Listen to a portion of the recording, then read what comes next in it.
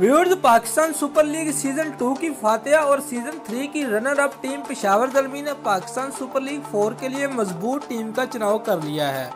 Viewers, Islamabad में होने वाले पाकिस्तान सुपर लीग सीजन 4 के ड्राफ्ट में साबिक कप्तान मिसबाह हक डायमंड कैटेगरी में बतौर खिलाड़ी ज़ल्मी फैमिली का हिस्सा बने।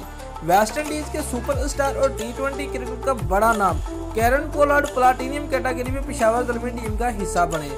व्यूअर्स, पेशावर ज़ल्मी का स्क्वाड ये है।